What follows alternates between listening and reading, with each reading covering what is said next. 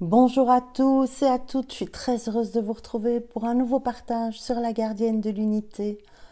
Aujourd'hui, on va aller plus loin dans regarder les blessures de l'enfance, regarder comment les libérer, le type de comportement que ça a pu enclencher de manière consciente ou inconsciente. Avant d'oublier, je dois vous signaler que je vais vous proposer quelque chose à la fin de cette vidéo qui sera un peu comme une méditation, visualisation qui peut vous aider pour une grande guérison de l'amour, une grande guérison du cœur, une grande guérison de vous. Alors évidemment, je ne peux pas commencer autrement qu'en vous remerciant. Vraiment, ma gratitude est immense par rapport à toutes ces blessures d'enfance dont j'ai parlé dans ma dernière vidéo, où votre soutien a été tellement important pour moi. Et aujourd'hui, je fais cette vidéo pour vous offrir en retour tout ce que vos cadeaux, vos partages, vos commentaires m'ont aidé à mettre en conscience. Merci, merci mille fois. J'ai pris des notes parce que le temps s'accélère, il se passe beaucoup de choses et je pense que chaque étape était importante. Avant de commencer, je voudrais vous signaler aussi qu'il y a un nouveau symptôme dans l'air. Beaucoup de personnes ont des problèmes de dents. Alors que ce soit des plombages qui sautent, on ne veut plus être plombé, que ce soit des dents qui cassent, que ce soit des dents de sagesse qui se manifestent, des problèmes de gencives, on a des problèmes de dents, des problèmes de dents, des rages de dents qui sont mises en lumière et qui peuvent également être libérées. Je vous ai déjà beaucoup dit que la vie, pour le moment, vient nous aider à mettre en lumière tout ce dont nous n'avons plus besoin pour avoir le droit d'être ce que nous sommes. Ceux qui auront vu ma vidéo de la fois passée, je la mettrai en dessous de la vidéo, je mettrai le lien sous la vidéo, ont évidemment partagé beaucoup de messages de leurs propres blessures. Et la mienne était la honte dans ce cas-là, la honte qui bloque la créativité. Et aussi certaines phrases assassines comme « Pourquoi tu as besoin de peindre des bonnes femmes à poil ?» Et donc aujourd'hui, je reviens aussi vers vous pour une mise à nu. Parce que la bonne femme à poil, c'est moi aujourd'hui. Et j'espère de tout mon cœur que ce que je vais partager avec vous pourra vous guider, vous soutenir, vous aiguiller, vous éclairer en toute humilité. Après ma dernière vidéo, je vais vous refaire un petit étape par étape. Suite à ma dernière vidéo, une personne qui s'appelle Clémence a laissé un commentaire m'invitant à poster quelques-unes de mes peintures. Et je vais vous expliquer en quoi les étapes de la mise à nu, de se montrer, sont importantes. Suite à ce commentaire de Clémence, m'invitant déjà à plus de clémence vis-à-vis de moi-même, quelque chose s'est passé où l'élan de mon cœur était là. Et donc je me suis dit, bah oui, pourquoi pas, elle me demande de partager quelques peintures, je vais les partager. Je voudrais juste rectifier une chose, les peintures que j'ai postées ne sont pas des peintures que j'ai peintes quand j'étais enfant ou adolescente, j'étais adulte. Je ne voudrais pas qu'il y ait de confusion. Je ne veux pas me faire passer pour ce que je ne suis pas. Et donc, suite à ça, je poste avec l'élan de mon cœur, « Ah bah oui, je vais mettre sur YouTube quelques-unes de mes peintures. » Et dès que j'ai appuyé sur le bouton pour les poster, quelque chose est remonté de très fort qui vous arrivera sans doute en traversant vos peurs. C'est une espèce de terreur venue de nulle part qui est tout de suite venue me dire « Mais t'es folle ou quoi ?» Enlève ça tout de suite. Sauf qu'il y a un gros problème avec les posts YouTube, c'est qu'une fois que c'est posté, c'est posté.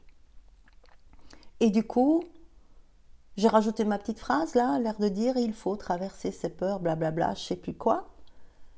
Mais j'étais pas du tout calme, j'étais pas du tout paisible, j'étais brassée comme ça. C'était venu de nulle part, tellement profond, aucune corrélation possible avec du vécu, aucun lien possible, juste une terreur immense qui remonte. Suite à cette terreur, eh bien moi je croyais que j'allais être cool, et là tous vos commentaires sont arrivés, des merveilleux commentaires. Merci, vous êtes tellement gentil, vous êtes tellement adorable, merci. Et donc toute naïve, je me dis bah je vais aller voir si comment sont les critiques. Et je tombe sur tous vos commentaires merveilleux et je n'ai pas pu les lire dans un premier temps. J'ai commencé à les lire et tout de suite l'émotion est arrivée où j'ai pleuré parce que c'était tellement doux, tellement plein d'amour et j'ai pas pu les lire. J'en ai lu quelques-uns et j'ai tout de suite arrêté, j'ai presque lancé mon téléphone comme si c'était une bête qu'il fallait surtout pas que je touche. Et puis je me suis dit, je me suis reprise et puis je me suis dit ça vaut quand même la peine d'aller voir, je signe. Et donc j'ai commencé à lire vos commentaires. Et la deuxième chose qui s'est produite, c'est que vous savez que je lis tous vos commentaires, que je réponds à tous vos commentaires, soit par un cœur, soit par un message, soit par des emojis. C'était totalement impossible. C'était comme interdit, même de mettre un cœur pour dire j'ai lu, merci. Et là, j'ai réalisé que c'était l'émotion de honte ou d'humiliation ou de rejet ou d'abandon ou de dévalorisation ou qui c'est quoi les autres, j'ai oublié, d'insécurité, d'impuissance que vous avez pu vivre, quelle que soit cette émotion, elle est là dans le bon, dans le pas bon, et quand c'est très bon, elle est là aussi. C'est une chose que je ne savais pas, c'est-à-dire que la honte est revenue d'avoir le droit de prendre une félicitation, un compliment, un mot gentil, un mot d'amour. Une fois que j'ai réalisé ça, j'ai pu continuer à lire vos messages en étant toujours totalement incapable de mettre un cœur. J'ai toujours pas réussi. Je n'ai réussi à répondre qu'aux personnes qui étaient dans la même difficulté que moi et à les encourager. Ça, j'arrivais à faire. Suite à ça, j'ai beaucoup pleuré, hein. C'est clair. Vos messages m'ont beaucoup fait pleurer. Et puis, au fur et à mesure où je regardais comment ça se passait, on est arrivé aujourd'hui à beaucoup de commentaires, je ne sais pas s'ils sont combien, et 2000 likes. C'est-à-dire que j'ai reçu 2000 ça, qui n'ont pas encore pu être accueillis totalement. C'est encore un peu interdit. Et tout ça a créé un énorme feu d'artifice émotionnel, où je me suis dit, qu'est-ce qu'on fait avec un feu d'artifice? Est-ce que tu vas continuer à écouter toutes les explosions, tout le bruit à l'intérieur, ou est-ce que tu vas être d'accord de profiter de la lumière qui est là? Grâce à tout ce qui s'est passé, grâce à vous, je réalise qu'on ne peut pas attendre de ne plus avoir peur pour oser se montrer. Car c'est en se montrant, qu'on traverse et qu'on libère sa peur. Jamais ce qui a vibré, ce qui m'a traversé comme terreur, je n'aurais pu la libérer avant, puisque simplement je ne savais même pas qu'elle était là. Je ne savais pas la taille qu'elle avait, certainement pas celle-là. Et donc je vous invite tous à oser vous montrer pour libérer les peurs. Je sais que beaucoup d'entre vous arrivent à mettre ça en place de plus en plus. Et je vous encourage à dire vos qualités, à partager vos dons, à partager si vous êtes clair quelque chose, clairsentant, clairaudient, clairvoyant, clairconnaissant. Dévoilez-vous, montrez-vous, montrez-vous. Et toutes ces peurs vont vous libérer. Aujourd'hui, je voudrais aussi partager avec vous le fait que beaucoup voient leurs blessures d'enfance. Elles sont nommées, elles sont étiquetées. Et à travers tout ce que vous m'avez fait vivre, j'ai pu découvrir que derrière la blessure vue, cachée, il y a très peu de temps que je l'ai vue. La honte, je l'ai vue il y a 15 jours, en conscience. Bien sûr que je l'avais vue, mais en conscience. Vraiment réaliser que, wow, c'est là que ça coince. C'est ça qui bloque tout. Une fois que j'ai vu ça, moi, je me suis dit, ouais, c'est cool. J'ai vu ma honte. Maintenant, je peux m'expandre. Je peux me montrer. Il y a blablabla, tout ça. Pour, grâce à vous, découvrir qu'il peut y avoir une racine cachée derrière l'évolution des blessures qu'on peut voir de notre enfance, de notre vie, de notre parcours, et que on ne peut pas guérir d'une blessure tant que la conscience ne l'a pas vue. On a tous appris à revenir de plus en plus dans l'instant, être dans la présence, respirer pour pouvoir se sentir là dans son corps, être plus calme, être plus déposé, pouvoir calmer le mental. C'est pour ça que c'était nécessaire. Il est impossible d'avoir accès aux blessures cachées derrière les blessures par le mental. Parce que c'est lui, la blessure. Et le mental ne va pas se mettre à nu. La seule chose en vous qui n'a aucune peur de se mettre à nu, c'est votre être, c'est la conscience en vous. Et donc tout ça m'amène à voir ce qui était caché. Et la vie nous aide. Et plein de choses vont être apportées par la vie.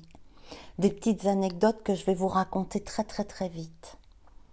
Je devais aller à Bruxelles avec mon fils pour lui acheter quelque chose de très précis pour ses études. Et je vais rarement sur Bruxelles parce que la ville, c'est pas trop mon truc. J'aime bien la campagne, moi. Mais là, un petit peu nécessaire. Et on se parque, on sort et on arrive dans les galeries Toison d'Or. C'est important parce que tout est un chemin de conscience. Simplement pour la bonne raison qu'on devait faire énormément pipi tous les deux.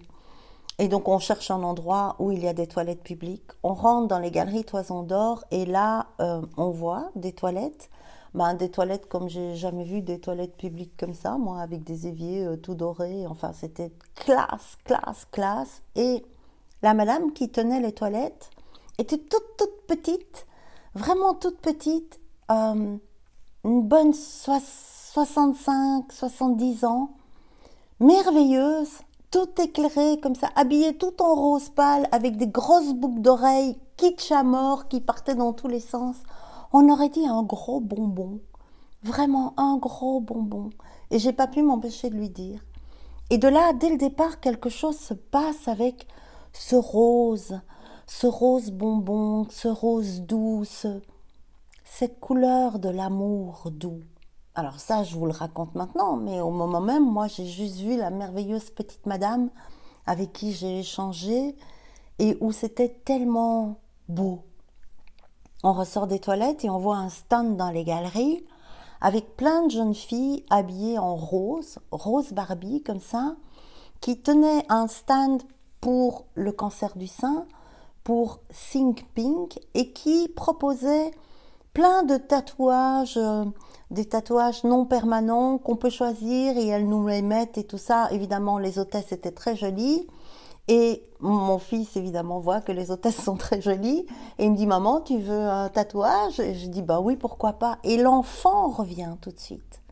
L'enfant en moi fait, oh oui, une décalcomanie. Vous savez, comme quand on était tout petit, comme ça, et on se collait des trucs partout, et parfois on s'en mettait sur la figure.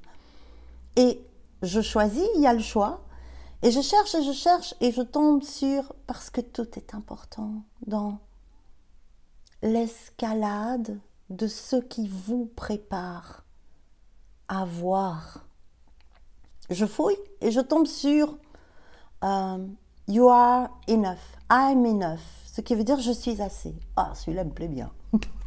Et je veux le prendre et la dame me dit, la jeune fille me dit, ah mais celui-là c'est un particulier, il est invisible, il ne se voit que dans le noir. Et ça me plaît pas. Mais toujours pas consciente. Je veux voir que je suis assez. Si celui-là, on le voit que dans le noir, ça ne m'intéresse pas. Et mon fils, lui, saute dessus. Oui, moi, c'est celui-là que je veux. La jeune fille s'occupe de mon fils. Et moi, je suis là en train de chercher parce que je voulais être assez. Mais il n'y a pas de « je suis assez » visible le jour parmi tous les tatouages.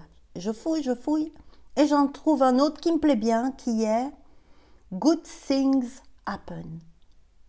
Les bonnes choses arrivent. Que je me suis fait mettre sur le bras par cette jeune fille. Et le stand s'appelait « Que de nuances de rose ». Mais je ne le vois pas encore, ça. Je ne vois pas que quelque chose me prépare à l'amour, aux nuances de l'amour, aux roses, cette couleur bonbon, cette couleur de l'enfance, cette couleur de douceur, cette couleur poudrée et tendre. Mon fils et moi continuons les achats et la vie continue son travail. Pour que je puisse aller plus loin que la honte, plus loin que la honte, puisque la honte est la partie visible de l'iceberg et qu'en dessous, il y a une partie invisible dont je n'ai aucune conscience, aucune conscience. Alors la vie me dit, eh ben, on va te faire voir. On rentre dans un magasin pour ce dont mon fils avait besoin et ma carte de banque bloque. Alors, je suis bien secouée. Mon fils me dit, mais maman, c'est pas grave, on essaye de trouver une solution, on comprend pas pourquoi ma carte ne fonctionne pas, c'est compliqué.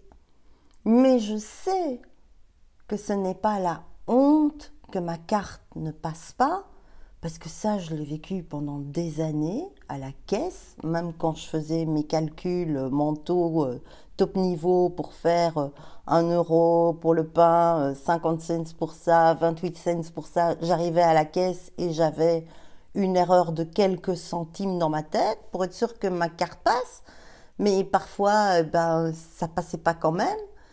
Et toute cette honte-là, je l'ai traversée depuis longtemps, je m'en fous royalement.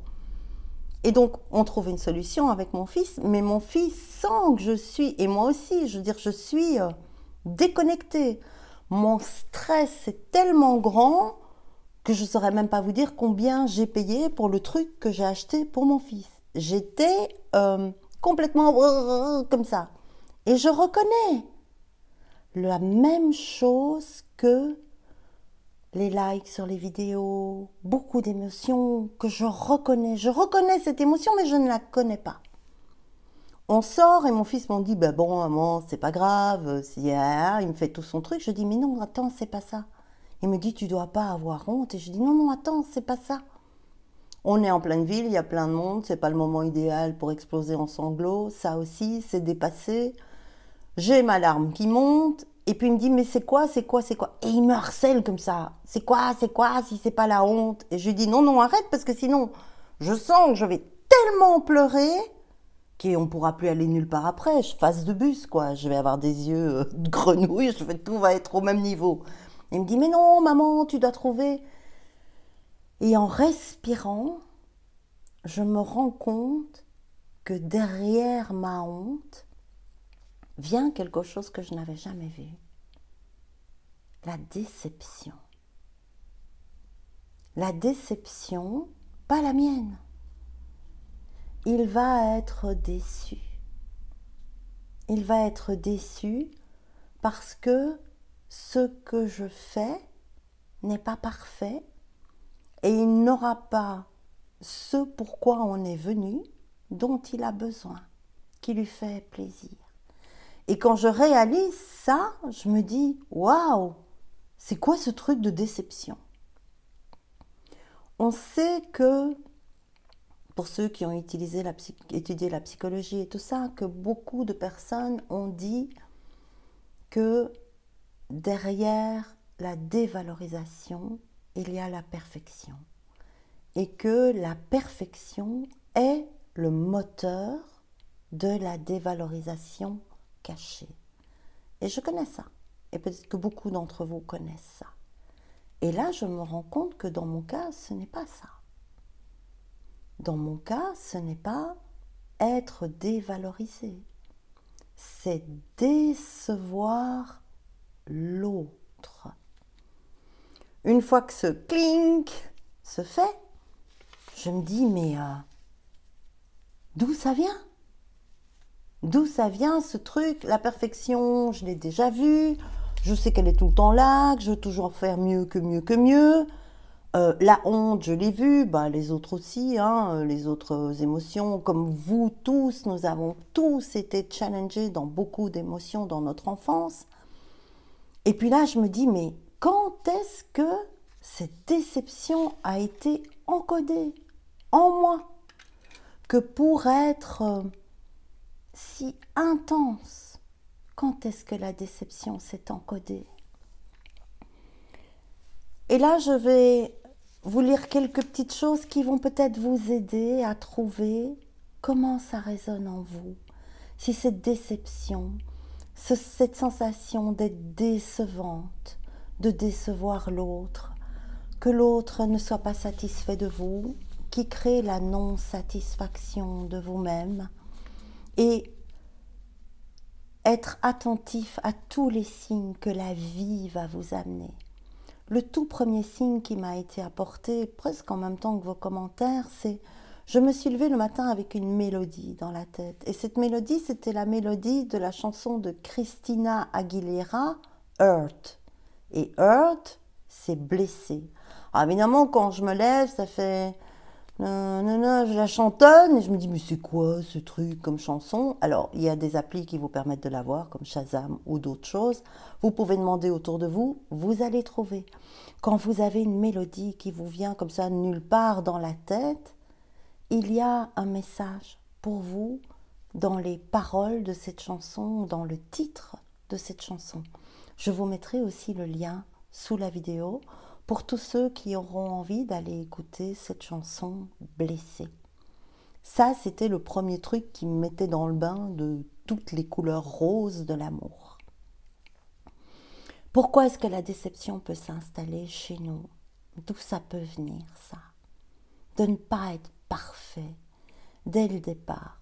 Certains enfants, au moment où ils naissent, les parents, la maman s'extasient et elle peut d'ailleurs combler une grosse blessure de dévalorisation simplement parce que son enfant, il a tous ses doigts, il a son nez au bon endroit, il est vivant et physiquement, il a tout ce qu'il faut là où il faut.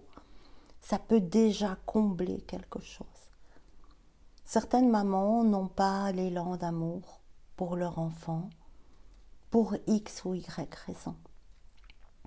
Et quelque chose s'inscrit chez l'enfant, déjà avant la naissance, ça peut remonter à, il y a les 9 mois de gestation, mais ça peut remonter jusqu'à 9 mois avant que la maman ne tombe enceinte, cet encodage.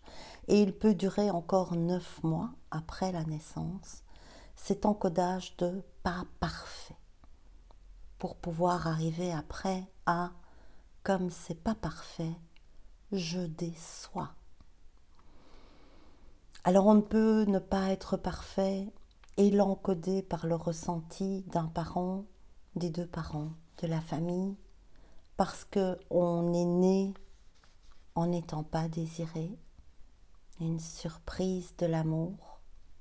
Ça, c'est le sparadrap qu'on vient mettre dessus quand on veut rien voir d'autre. Soit parce qu'on est né mais pas au bon moment, ça tombe mal, c'est pas l'idéal. On est tombé enceinte avant le mariage, on n'était pas sûr que c'était cette personne-là, on voulait continuer ses études, toutes ces choses-là. Soit parce qu'au moment où on est, on n'est pas du bon sexe. Les parents, ils voulaient un petit garçon, c'est une petite fille, pas de chance.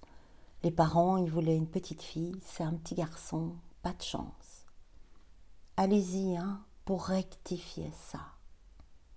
Parce que une fille, elle n'aura jamais de zizi et elle n'aura jamais de testicules. Et le petit garçon, ça va être difficile qu'il n'en ait pas. Et les comportements vont s'adapter au désir de perfection attendu pour le parent. Ce qui peut être une porte à l'homosexualité. Un enfant désiré fille qui naît garçon, eh bien, s'il est rêvé fille alors qu'il naît garçon, la seule possibilité de couple qu'il a, c'est avec un garçon.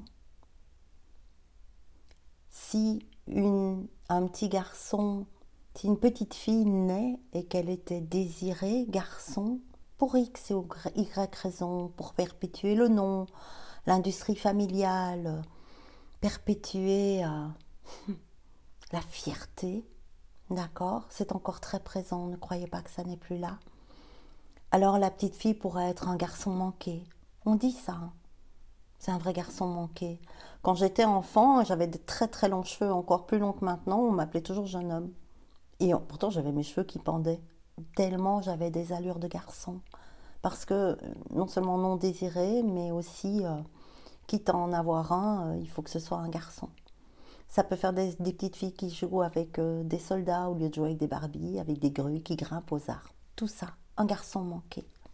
Je dois correspondre à ce que mes parents attendaient pour pouvoir ne pas les décevoir.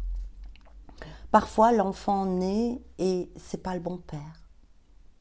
C'est pas le bon père. C'est pas le père rêvé pour cet enfant-là. Parfois, l'enfant il naît avant le mariage et ça crée beaucoup de cancans, beaucoup de jugements, beaucoup de choses qui vont être sur le dos des parents ou de l'enfant. Parfois, c'est ok, mais on n'a pas encore de maison, j'ai pas fini mes études, on n'a pas encore trouvé le pays où on veut vivre. Toi, tu vis encore à Paris et moi, je vis en Angleterre. Comment est-ce qu'on va faire pour avoir un bébé? Tout ça fait que ça n'était pas l'idéal, ça n'était pas parfait. Parfois, l'enfant il naît parce que je suis avec une personne pour fuir la maison, pour fuir la famille, pas pour faire un enfant, juste pour partir d'où c'est pas bien.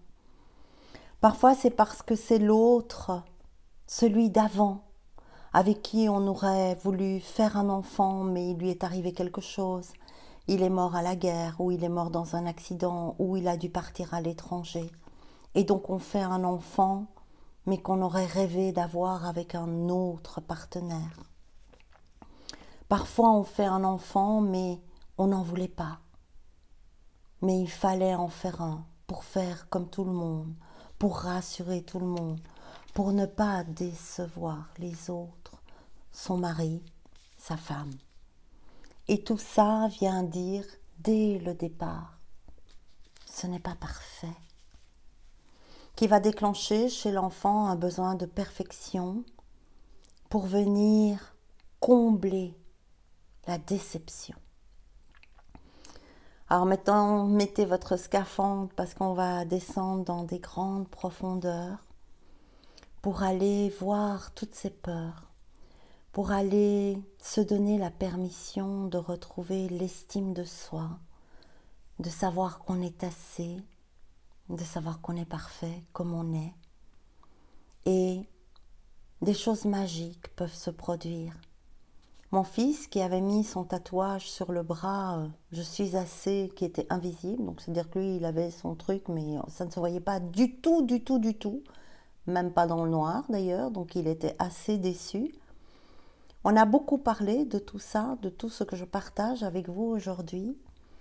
Et ce matin, quand il s'est levé, I'm enough était inscrit de la même manière que le mien. Il était visible. Et il dit, mais je ne comprends pas. Je dis, non, moi non plus, je ne comprends pas. Mais c'est comme ça. Maintenant, ça se voit que tu es assez. Et cette chose-là, elle est présente pour nous tous. Cette acceptation, ce chemin de non-perfection obligatoire, parce que ce que nous sommes tous à l'intérieur, cette parcelle divine, cet être profond, cette présence en nous est perfection. Et donc il nous est demandé aujourd'hui de devenir flexible, de rentrer dans un autre mouvement, un autre regard sur nos blessures, sur l'amour, un peu comme un saule pleureur. Et quand cette phrase m'est venue, je me suis dit c'est drôle parce que soul en anglais c'est âme. Comme si en devenant plus flexible dans ce à quoi nous avons toujours résisté, notre âme allait pouvoir s'arrêter de pleurer et de nous donner l'autorisation de plonger dans de profonds chagrins, des chagrins d'enfance. On ne peut pas guérir d'une blessure qu'on ne voit pas à la conscience, qui n'est pas éclairée. Alors évidemment, peut-être que certaines personnes qui travaillent beaucoup sur l'être intérieur, sur la présence, sur le fait que quand on est divin, plus rien n'a d'importance et que quand on le sait, si on est bloqué par des émotions, c'est qu'on est encore con. Et là aussi, je voudrais peut-être amener des nuances. Je voudrais peut-être amener la nuance que nous sommes avant tout des êtres divins, humains, sensibles, qui ont vécu des expériences et que la conscience que nous travaillons à travers cette présence, à travers ce regard, pour regarder avec un peu plus de recul ce qui nous est arrivé, d'un endroit plus paisible, d'un endroit plus aimant, d'un endroit qui ne juge pas, notre histoire vécue, ressentie, des émotions qui sont encore là, dormantes en nous, c'est aussi pour dans l'instant présent, pouvoir les voir avec cette conscience et pouvoir en faire la libération. Moi, je ne suis pas Jésus et je travaille ma présence, je travaille l'instant présent, je travaille l'être en moi, je partage ça avec beaucoup et aujourd'hui, grâce à ça, je peux voir qu'une émotion profonde était toujours en moi, sans honte.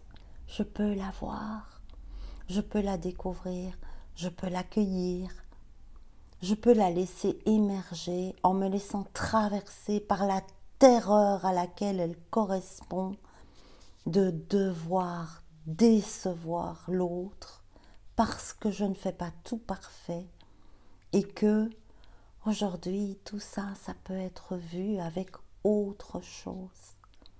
Quelque chose qui a mûri, quelque chose qui a grandi, quelque chose qui aime mieux, quelque chose qui aime plus, quelque chose qui ne juge plus, quelque chose qui a envie d'être en paix. Ne pas décevoir. Aujourd'hui, on peut voir que en laissant traverser notre corps d'une nouvelle expérience qui correspond à quand j'ose me montrer, me mettre à nu dans ce que je suis, tout simplement, pour réussir à dégager cette terreur profonde de déceptions qui peuvent venir d'ici, d'ailleurs. Mais si déjà on s'occupe de celles qui sont d'ici, c'est bien. Alors on peut vivre une nouvelle expérience qui nous permet de voir les choses autrement, qui nous permet d'accueillir beaucoup de choses en soi pour rétablir, combler ce besoin de perfection inatteignable pour ne pas décevoir l'autre et après se sentir comme une merde, d'avoir déçu l'autre, de ne jamais y arriver. Et une fois que tout ça est vu, alors notre propre relation à nous-mêmes change et d'office la relation avec l'autre change. Parce que beaucoup de choses auxquelles on résistait ne vient surtout pas voir cette grande blessure en moi parce que celle-là, elle est trop grande. J'ai toujours déçu les êtres que j'aimais le plus et ça a créé beaucoup de problèmes. Ça a créé beaucoup d'expériences difficiles pour moi, beaucoup d'abandon, beaucoup de rejet, beaucoup de dévalorisation, beaucoup de honte, beaucoup d'impuissance, beaucoup d'insécurité. Aujourd'hui, l'adulte que je suis, qui est comme un saule, qui n'a plus à pleurer, mais qui rentre dans ses grands chagrins, peut ressortir de ça dans un autre mouvement et un autre regard. Sur quoi? Sur soi-même, sur l'autre, sur la situation, sur l'amour.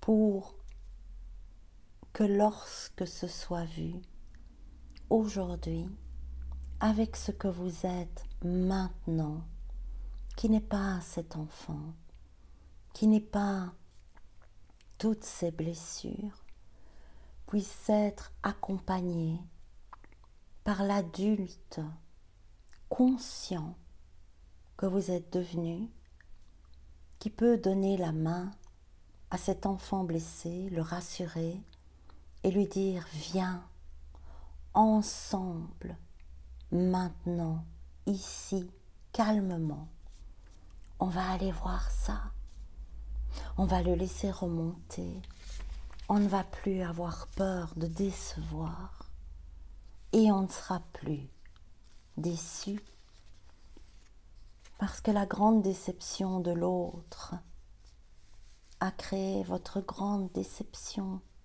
de vous-même, de la vie. Maintenant, si vous le voulez bien, je vais vous tirer une petite carte et après je vous lirai ce soin que je vous inviterai à faire. Vous pouvez faire pause pour ceux qui préfèrent prendre des écouteurs. Je le lirai assez lentement pour que vous puissiez l'adapter aux personnes de votre vie qui ont été dans le malamour avec vous, dans le manque d'amour avec vous, dans la déception avec vous, dans cette attitude, ce comportement qui a pu tellement vous blesser, pour vous permettre de libérer ça, vous et l'autre, vous, l'autre et donc beaucoup d'autres. Je dirais d'abord en petit préambule, on va voir ce qu'ils ont à nous dire, une carte dans la maîtrise de l'amour. Oui, c'est bien ça qu'il nous est demandé aujourd'hui. Es-tu prêt à maîtriser tout l'amour qui est en toi, y compris ce malamour dont tu ne veux pas, dont tu ne veux plus, que tu ne veux pas garder dans ton cœur, auquel tu résistes, sans voir qu'il est là et qu'il est de l'amour. Magnifique. L'amour est la médecine qui accélère la guérison. Aimez-vous vous-même, aimez votre prochain, aimez vos ennemis, mais commencez par l'amour de soi. Vous ne pouvez pas aimer les autres tant que vous n'aimez pas vous-même. Vous ne pouvez pas partager ce que vous ne possédez pas. Si vous ne vous aimez pas, vous ne pouvez pas non plus aimer autrui. Aujourd'hui, à travers ce que je vais partager avec vous dans ce soin, c'est avant tout un retour à l'amour, à toutes les nuances de rose qui parfois étaient invisibles, qui parfois faisaient mal, qui parfois ont créé des abus, je ne peux pas dire le mot pour ne pas être censuré sur you, toutes ces choses qui n'étaient pas de l'amour, qui ont déçu, qui ont abîmé, qui ont blessé. Je vous propose de vous installer et de vous concentrer tout d'abord sur une respiration en suivant le mouvement de l'air, très concentré sur ce mouvement de l'air lorsque vous inspirez et lorsque vous expirez, pour permettre à la présence d'être là et d'accueillir les mots qui vont être partagés. Vous pouvez fermer les yeux et prendre vraiment un moment pour vous centrer, pour être bien présent, pour accueillir.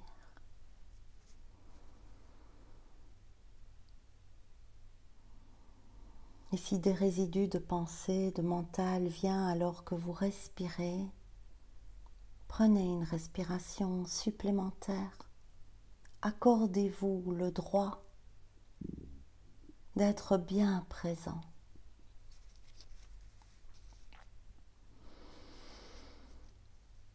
Quand on a aimé, on continue d'aimer, que ce soit ce qui a été ou ce que l'on aurait voulu qu'il soit. On continue à aimer, que ce soit l'autre tel qu'il était, ou encore l'autre tel que l'on attendait, espérait qu'il soit, car notre âme a vu sa lumière. Combattre cet amour est devenu destructeur. Et aujourd'hui, ton cœur est assez grand pour y déposer tout cet amour,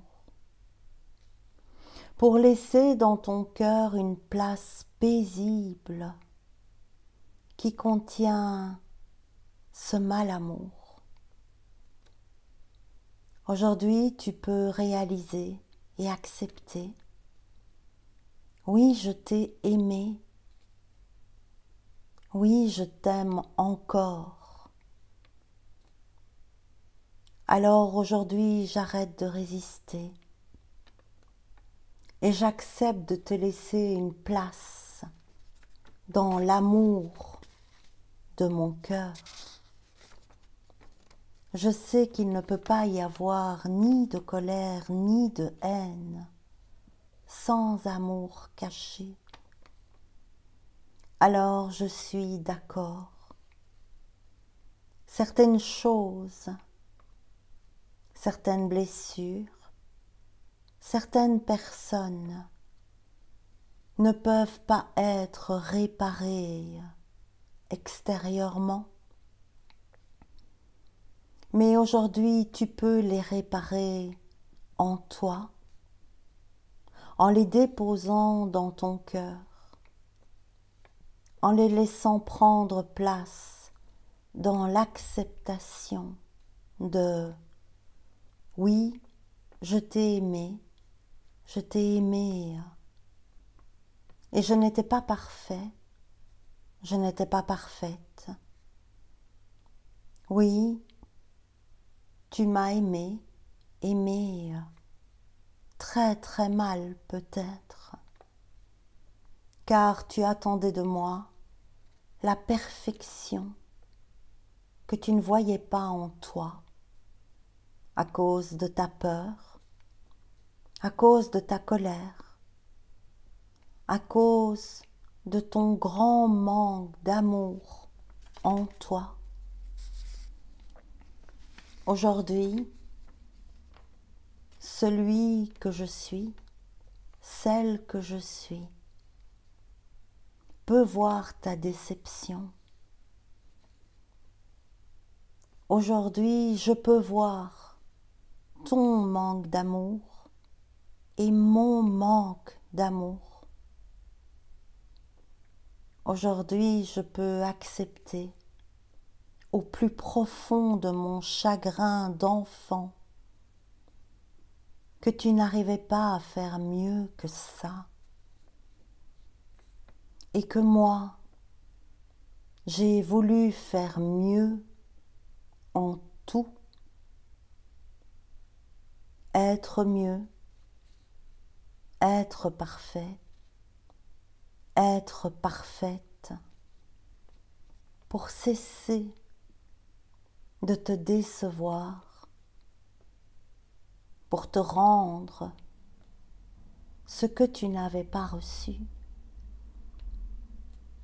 Et aujourd'hui, je sais que la perfection est en toi, la perfection est en moi, et que simplement, on ne la voyait pas, ni l'une ni l'autre, ni l'un ni l'autre. Aujourd'hui, je vois tous mes efforts faits pour tenter de te rendre fier, tous mes efforts vains pour tenter de te rendre un sourire, de la joie, du bonheur, pour tenter de te rendre heureux, heureuse, pour tenter de te rendre le sourire que la déception de ma naissance t'avait volé. Aujourd'hui, je vois, car quelque chose de plus grand que moi est capable de voir sans avoir peur. Aujourd'hui, j'accepte de t'aimer, car je vois que c'est l'amour qui était caché derrière mes manques, derrière ma colère, derrière ma honte, derrière mon chagrin. Aujourd'hui, je reprends tout cet amour mal partagé, invisible, tranchant, blessant, et je le dépose dans mon cœur. Je le dépose là où il a toujours été et que je ne voulais pas qu'il soit. Aujourd'hui, je m'avoue et je suis d'accord. Je t'aime et je t'ai toujours aimé. Aujourd'hui, je suis d'accord que l'amour reprenne sa place dans mon cœur sans lutter contre la honte, contre la peur de te décevoir, sans porter ce qui ne m'appartient pas, ce qui ne t'appartenait pas non plus. Mon besoin de perfection, impossible à atteindre, peut s'arrêter. Je respire ici. Je sens le calme. Je vois ma perfection d'être. Je vois ta perfection d'être. Le seul réel qui soit. Et comme le temps n'existe pas, aujourd'hui simplement, tout ce que tu ne croyais pas possible pour toi, je te l'offre et je te dis ce qu'il était impossible que tu entendes et reçoives. Je t'aime et je t'ai toujours aimé.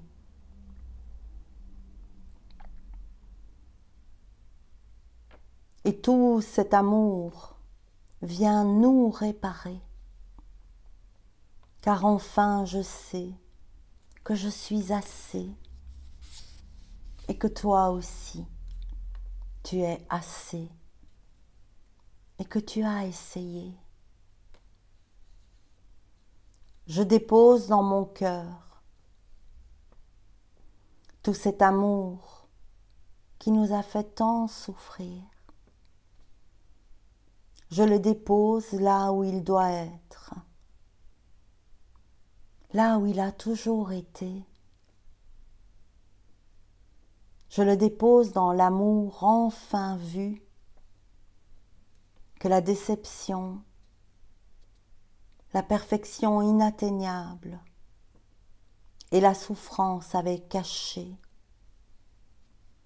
Je dépose tout cet amour dans le nid de mon cœur pour le couver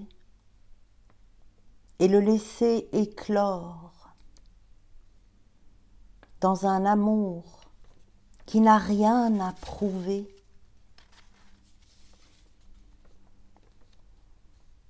Aujourd'hui, je sais que tu es venu m'éviter de faire ce que toi tu as fait, pour que je voie et j'accepte ce que tu n'as pas pu me montrer. Tu mérites d'être aimé, tu mérites d'être aimé. Et je te réponds, toi aussi, tu mérites d'être aimé. Tu mérites d'être aimé.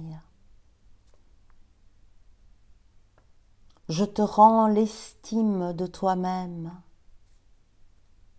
et je me rends l'estime de moi-même. Aujourd'hui, nous sommes légitimes d'être assez et de le voir. Aujourd'hui, nous sommes légitimes de mériter, d'aimer, d'être aimé en retour et de s'aimer soi-même. Aujourd'hui, l'amour reprend sa place en moi et l'amour reprend sa place en toi. Aujourd'hui, nous sommes assez et c'est parfait.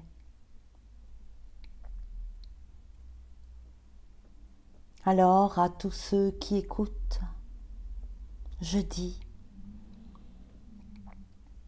tu es assez. Tu mérites d'être aimé.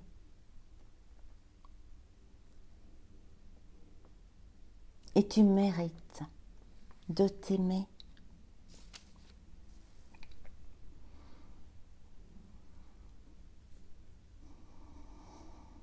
Je vous aime. À bientôt. Si cette vidéo vous a aidé, partagez-la pour qu'elle en aide plein d'autres. Pour que chacun puisse remettre le mal amour dans tout ce qu'il a toujours été, de l'amour caché. Au revoir.